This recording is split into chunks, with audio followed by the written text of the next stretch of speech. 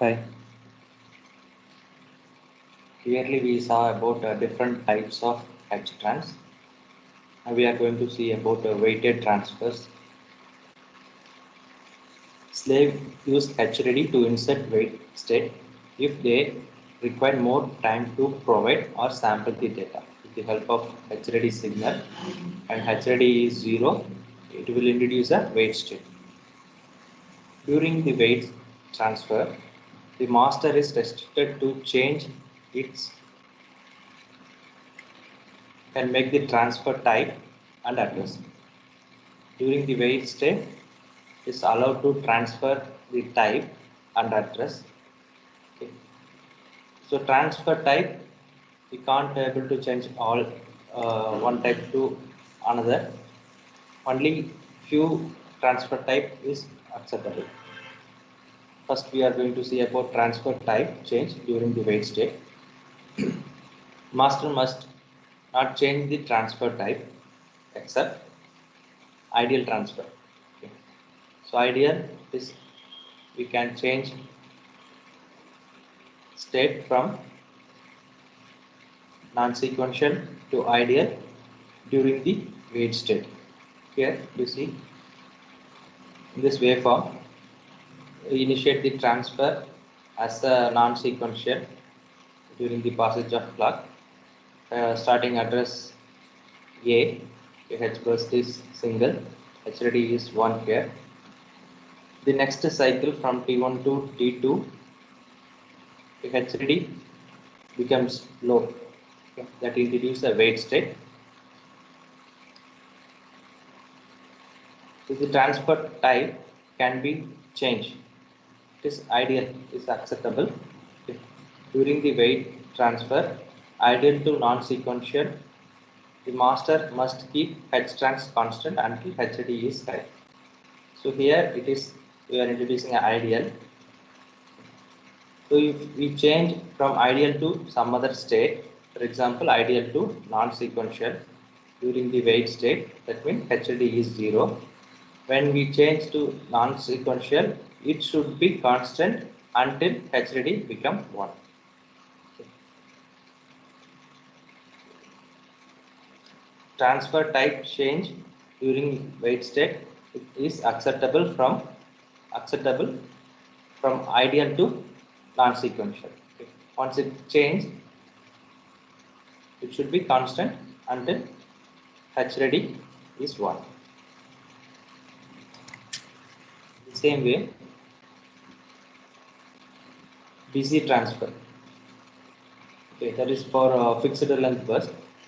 During the wait transfer for the fixed length burst, the master is permitted to change the transfer type from busy to sequential. When the H transfer type changes to sequential, the master must keep H trans constant until HRD is high. As like previous, that the state was in ideal. Here, when the state is in busy during the wait state, it is acceptable to change from busy to sequential. Okay. That is for fixed length burst. The fixed length, the length is fixed. We know, for example, increment 4. Okay, so 4 times it will happen. So 24 is the starting address. Next is 28. Here it is busy transfer. So again, after this, same. If it is a busy, the address and the control signal will be retained for the next cycle. Okay, so it is changed to sequential again. When it changes to sequential, it should be constant until HRD becomes 1. Then busy transfer for that means undefined length burst. Previous one is fixed length burst. Now it is an undefined length burst. That is increment. The size of the length is not fixed. So here during the weighted transfer for an undefined length burst increment, here the master is permitted to change from busy to any other transfer type. When HRD is low, from busy to any other state, it can change. The burst continue if sequential transfer is permitted, but terminates if an ideal or non-sequence transfer is permitted. That means perform. That means if it is continue when sequential is performed, that means for example here it is sequential. Can I assume that it starts with a non-sequential, then we have on sequential, then busy state is introduced by the master. Okay, it is a wait state, HRD is 0. Then it, instead of this non-sequential, if it is a sequential, you will get the same address and same H burst here. That means it is continue the existing transfer. Okay. If instead of that, if you are getting an ideal or non-sequential like this, after busy, if you are getting non-sequential, that means this previous transfer is terminated.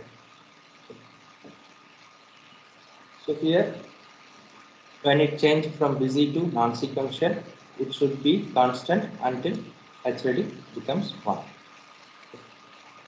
So here, what we are discussing, during the weights transfer, wait state, okay, master is allowable to change its H trans type. Okay. Only two possibilities there. One is from ideal to non-sequential can change. When it change its H trans, it should be constant until H ready becomes 1. Then another possible from busy to some other state. If it is a fixed length burst, it will change from busy to sequential.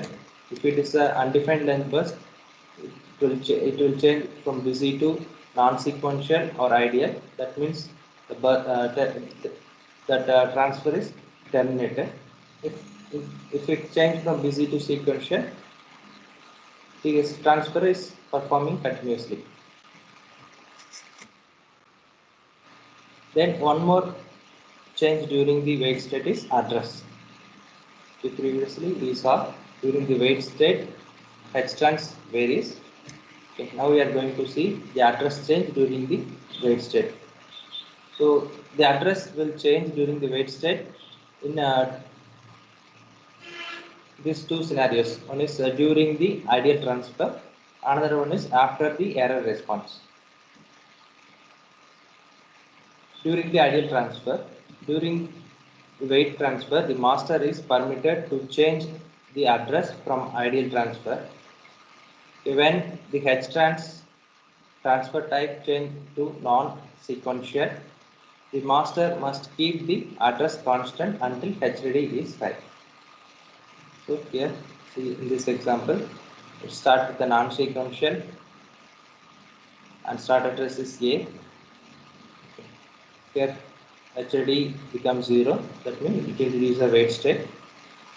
So when it is in ideal, okay, so it can able to, it allowable, can able to change the H address until here. If it is ideal, then this is also allowable, right? The previous we discussed from ideal to non-sequential. When it change ideal to non-sequential, that means a new transfer introduced here. The address is allowable to change. When it change, it should be constant until HRD become 1. Then another scenario is after the error response. During weighted transfer, if the slave responds with an error response, then the master is permitted to change the address when HRD is low. So here in this example, some sequence of transfer is happening. Okay. So in between, H ready becomes 0. That means it reduces the wait state. Here, H response, if it is okay, the transfer is happening fine. When it introduces error, H response is 1 means that is error. So when error happens, it allows the master to change its transfer type and hatch address. See here, it changed from C8 to C0. Then until HRD becomes 1, it should be a constant. So the error should happen in 2 cycles. I will explain why it is happening for 2 cycles in the next slide. Okay, one more signal is HPROT. It is a 4-bit. It provides additional information about the bus access and are primarily intended for used by any module that implements some level of protection. Here 4 bits are there. Each bit is used for a particular feature. For example, HPROT of 0, when it is 0, the accessed value is an opcode. It's for opcode fetch. When HPROT of 0 is 1, the access the data is nothing but the data access. The same way HPROT of 1 is 0 means user access. When it is 1, it is a privileged access. It has some other additional benefits. Then bufferable. If it is HPROT of 2, position is 0 means it's a non-bufferable. If it is 1, it's a bufferable. The same way HPROT of 3, 0 means non-catchable. If it is 1, it's a catchable. So the difference between bufferable and catchable is bufferable means when the processor tries to write a memory location at the slave, at the time the memory or slave is busy. So the processor will take care of some other instruction execution. So the write buffer will take care of that and it carry out this write to that memory. So particular time the processor trying to write the data to the memory, at the time slave is busy, so that it will execute some other instruction. So the buffer, write buffer, if you define as a bufferable, the bus, it will hold that value. When the slave becomes free, it will write the data to the memory. Okay. When we configure as a catchable, when the processor when the processor reads some value from the memory, okay, so that value will be copied to cache memory. So again, the processor trying to access from the same location, it will access from the cache. Okay. So it will increase the performance. So the execution speed will be high. So that is the use of catchable. So if I configure HPROT as 000, that means it will be a opcode fetch and user access, non-bufferable and non-catchable. Okay. Likewise, you can configure based on the requirement. Address decoding. So this one is at the early slide. Master provides a select signal, H select. This signal used to select the particular slave. The slave must only sample H select address and control signal when HRD is high. If HRD signal is given by the slave, when HRD signal is 1, it will sample the input signals like H select, then H address, then other control signals like H trans, H size, H burst, all those. Then the minimum address space that can allocated for a single slave is 1 KB. That means here this range to access this slave is from 0 to 1023. if we are giving H address within that range, slave 1 will be selected and the signals will be sampled. When I give H address as 2045, so it will choose slave 2 because this address range is from 1024 to 2047. So this address range will be 1 KB. Start from 2048 to 3071, like this. If I try to access this, suppose I am giving a H address range as 4000, so that range is out of range of all these slaves. Okay. So to avoid that, we are introducing a default slave. If the system design does not contain a completely filled memory map, then you must implement an additional default slave to provide a response when any of the non-existing address location are accessed.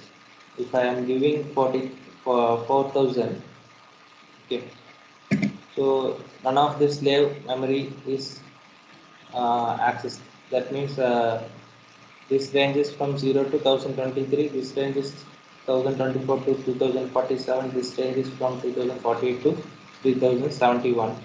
So when I get 4000, none of the slave will be selected. Okay. If I introduce a default slave here, okay, if none of these are matched, it will send the default slave. So the default slave will give the response. If we are performing a non-sequential or a sequential transfer, the default slave will give a non-existent address location. We are performing non-sequential or sequential transfer, okay, with the address range, non-existing address location. That means, here example for 4000. Okay, this is a non-existing, right, for these three. So the default slave, if you implement, it will provide a error response. If you are performing an ideal or a busy transfer with non-existing address location, it will give a zero wait state with OK response. Busy and ideal transfer, there is no actual transfer is happening, so it is respond with OK. If a non-sequential sequential means the actual transfer is going to happen. So that time it should give us error response. Then bus interconnection. The AHP Lite protocol is used with the certain central read data multiplexer interconnection scheme. So this already discussed. So master drives out the address and the control signal to all the slaves. So based on the decoder, it will select any one of the slave. So based on that, it will sample the input signals. The same way, the response are coming from all these slaves. With the help of this multiplexer, we are deciding which output signal has to reach to this master. H or data, H response, HRD out. All signals are coming from all these slaves. Okay, any one of the slaves is selected. So the slave 1 is performing. So it gives this output with the help of the decoder signal. So it will choose the slave 1 and the corresponding HR data will be mapped to HR data, and the H response is mapped to the 1 is mapped to H response. HRD out 1 is mapped to HRD out. Slave transfer response. So H response is the signal coming from slave. When it is 0, that means it's a OK. The transfer has either completed successfully or additional cycles are required for the slave to complete the request. Additional cycle is requirements. That means the HRD signal is 0 that will use a wait state. So it will give additional time to complete. That means if it is a pending, HRD is 0 and HRD becomes 1, it is going to complete. Then another value is 1 that represents error. An error has occurred during the transfer. The error condition must be signaled to the master so that it is aware the transfer has been unsuccessful. With the help of the error signal, master will identify it is unsuccessful. 2-cycle response is required for the error condition, with HRD being asserted in the second cycle. Why it is happening in the second cycle, I will explain. The next slide I will explain. So if H response is 0 and HRD is 0, that means transfer is pending. This is a wait state. So transfer is pending. So slave need some more time. When HRD is 1, H response is 0 means it is okay. HRD is 1, that means it is ready. Okay. So successful transfer completed. When it is 1 and it is 0 means error response of the first cycle. When it is 1 and HRD is 1, it is error, and HRD is 1 is the error response of the second cycle. Slave transfer response, transfer done. When we will get this transfer done, a successful completed transfer is signaled when HRD is high. HRD is high and H response is okay, that represent transfer is done. And transfer is pending, HRD H response is okay and HRD is 0. Okay, response is 0, that is okay. HRD is 0 means transfer is pending. It will use a wait state. When HRD becomes 1, it means that transfer get completed. Then H response, this one, I told it, response 1, that is error, happens in 2 cycles. See here, we are introduced the H trans as non-sequential. We are starting with a non-sequential, and for the address, H address, we are going to perform write. HRD is 1 here, getting okay response. This is the address phase. The data phase of this, during that HRD becomes 0. So all this one, everything will be remains same. So we are getting a error. H response telling that, slave telling that there is a error. That may be out of boundary of address, okay, anything. Okay, slave is not acceptable. Okay. So we are getting some error that is induced by slave with the help of H response. So the master needs some more time to change its state, H trans state, from some other state to ideal. So we need some more time so that master can change its states from this states to ideal state again.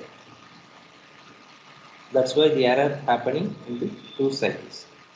So this is the data phase of this non-sequential. So this write is happening here. Okay. So this will be address space of B. So this is unsuccessful. So the master want to change its state from sequential or non-sequential to ideal. So again it will send some other address. So this is the address phase and the corresponding data phase happening here. Here it is ideal and it is sending some address. The next step, it is responding with H response is okay and HRD is 1.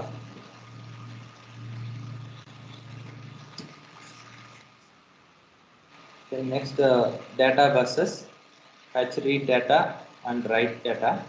Read and write the signal with this 32 bit. The master drives write data bus during the write transfer. If the transfer is extended, then the master must hold the data valid until the transfer completes. It is indicated by HRD height. Until HRD become 1, it wants to hold the data. For transfer that are narrower than the width of the bus. Actual width of the bus is 32 bit. For example, if you are performing the transfer with the 16 bit, the master only has to write the appropriate byte line. The slave select the write data from the correct byte line. So master and slave should be a same type of NDNS support. If master is a little Indian supported, the slave also support a little NDNS. And we need to mention, master should mention, suppose I am using a 16-bit transfer. Master wants to mention that I am using a particular byte line. So the slave will access the data from that particular byte line. The active byte line depends on the NDNS of the system. It is important that all master and slave bus use the same NDNS. If you are using a little Indian, master and slave should support like that. Okay. If master use a big Indian format, slave also use the big Indian. Little Indian means starting from 0 and MSB should be 5. Okay, this is the example of little Indian. Here, transfer size is a word, that means 32 bit.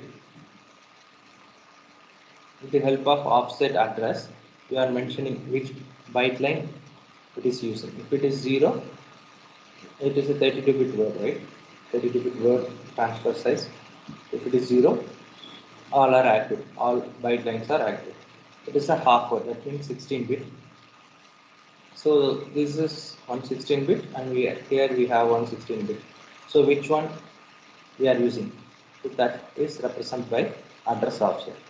When it is 0, it is accessing this least significant 16 bits. If we are using half word transfer size, if we are giving offset as 2, okay, 1 0, it means that we are accessing most significant bit of this 16 in this whole byte line. If your transfer size is byte, okay, so when offset is 0, we are accessing the least significant byte. When the transfer size is byte, offset is 1, it means that we are using 15 to 8, that portion of byte line. If it is 2, we are using 23 is 16 byte line. If it is 3, we are using 31 is 24 byte line. Clock and reset requirements. So clock and reset are the global signals. Clock, each ASB light component uses a single clock signal called, we are using H clock. All input signals are sampled on the rising edge of clock. Here, all the signals are sampled at passage of clock. All the output signal changes must occur after the rising edge of clock.